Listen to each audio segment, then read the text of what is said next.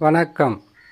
கன்னி ராசி சனி வக்ர பலன்கள் 2024.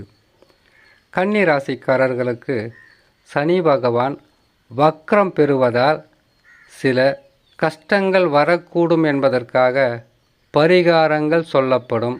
அந்த பரிகாரங்களை செய்தாலே கஷ்டங்களை தடுத்து வரக்கூடிய பிரச்சனைகளிலிருந்து நம்மை காப்பாற்றி வாழ்க்கையில் நல்ல நிலையில் இருப்பதற்காக சொல்லக்கூடிய பரிகாரமாகவே இருக்கும். பெரிதளவு பாதகமாக இல்லை என்றாலும் சிறு பிரச்சனைகள் வந்தாலும் தாங்க முடியாத ராசி தான் கன்னி ராசி. ஆகையால் பரிகாரம் செய்தால் நற்பலன்கள் கட்டாயம் கிடைக்கும்.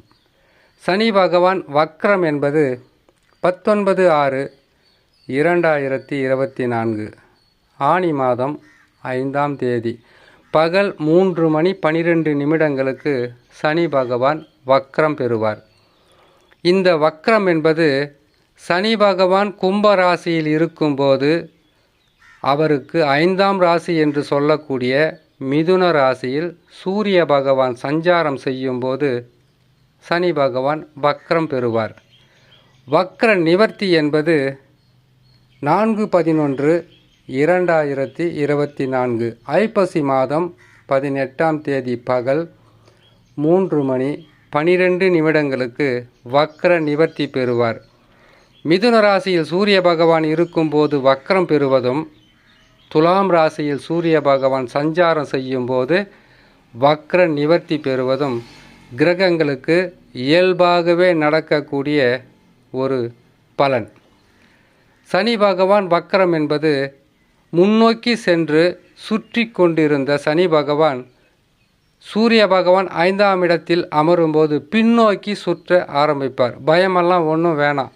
பின்னோக்கி சுற்றும்போது ஏதாவது ஆயிடுமோன்ற பயமெல்லாம் வேணாம். இது ஜோதிடத்தில் கொடுக்கப்பட்டிருக்கக்கூடிய பலன். சிறு கிரக அமைப்புகள் கூட வாழ்க்கையை தலைகீழாக மாற்றிவிடும்.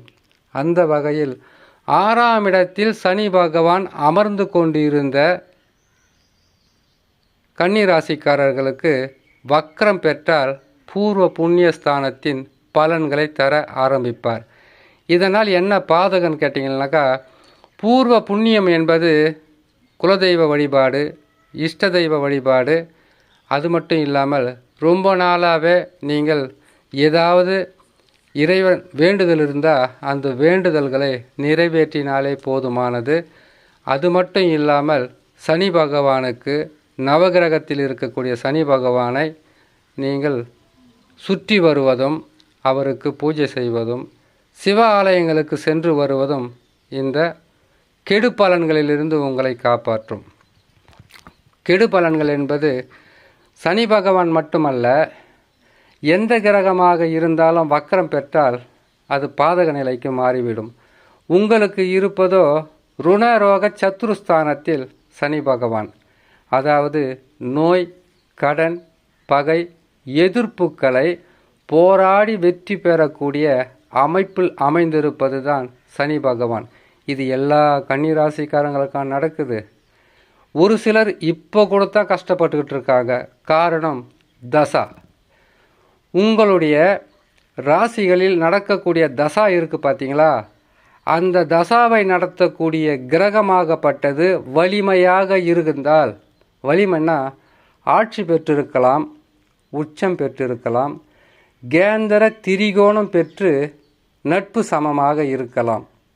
மாறாக 8ஆம் அதிபதி தசா, 6ஆம் அதிபதி தசா, நீசம் பெற்ற கிரகங்களுடைய தசா, பகை பெற்ற கிரகங்களுடைய தசா, அப்படி இருந்தால் நற்பலன்கள் என்பது ஜோதிடர்கள் அடுக்கி கொண்டே போனாலும் என்னதான் சொன்னாலும் எதுவுமே நடக்கலைன்னு சொல்கிற மாதிரி உங்களுடைய வாழ்க்கையில் தசாக்கள் வாழ்க்கையை மாற்றி அமைத்துவிடும். ஆனால் சனி பகவான் வக்ரம் பெற்றால் உங்களுக்கு 5ஆம் அதிபதியும் 6ஆம் அதிபதி என்று சொல்லக்கூடிய, இன்னும் விளக்கமாக சொல்லணும்னு கேட்டிங்கனாக்கா, உங்கள் ராசியிலிருந்து 5ஆம் ராசி மகரம், 6ஆம் ராசி கும்பம். இந்த 5க்கும் 6க்கும் அதிபதியான சனி பகவான் வக்ரம் பெறுவது சில நேரங்களில் பாதகத்தை கொடுத்துவிடும்.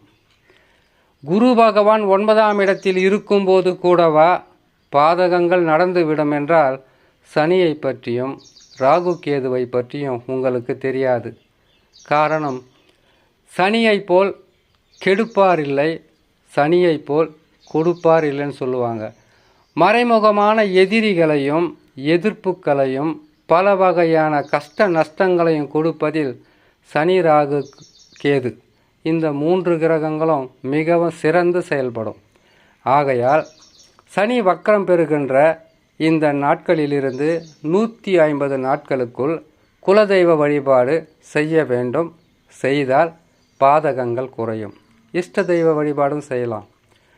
சனிக்கிழமை தோறும் நவகிரகங்களில் இருக்கக்கூடிய சனி பகவானை வலம் வருவதும், மாலை நேரத்தில் சிவனாலயங்களுக்கு சென்று சிவபெருமானை தரிசனம் செய்வதும் இந்த 150 நாட்களில் தினமும் செய்யணும்னு கிடையாது.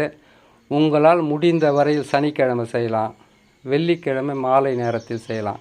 வெள்ளிக்கிழமை ஏன் செய்ய சொல்கிறேன்னு கேட்டிங்கனாக்கா, உங்கள் ராசியில் சுக்கிர பகவான் நீசம் பெறுவார். ஆகையால் வெள்ளிக்கிழமை செய்தால் பொருளாதார உயர்வு ஏற்படும்.